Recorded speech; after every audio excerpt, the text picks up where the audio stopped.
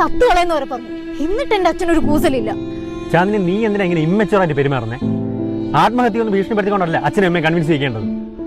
ഈ love marriage ഇഷ്ടമില്ലാത്ത നിന്റെ അച്ഛന് നീ ഒരാളെ പ്രേമിക്കുന്ന അറിഞ്ഞത് തന്നെ ഒരു ഷോക്കായിരിക്കും.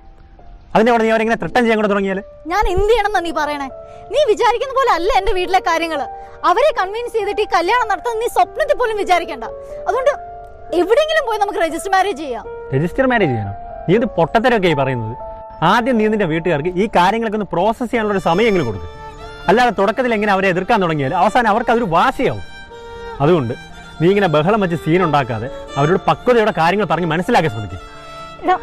അവരുടെ മുഖത്ത് പോലും നോക്കുന്നില്ല, പിന്നല്ലേ മനസ്സിലാക്കാൻ. അവരുടെ നീ എന്താന്ന് വെച്ചാൽ പെട്ടെന്ന് ചെയ്യും. ഇനി അവരുടെ ടോർച്ചർ സഹിച്ച് ആ വീട്ടിൽ നിൽക്കാൻ എന്നെ കൊണ്ട് പറ്റത്തില്ല.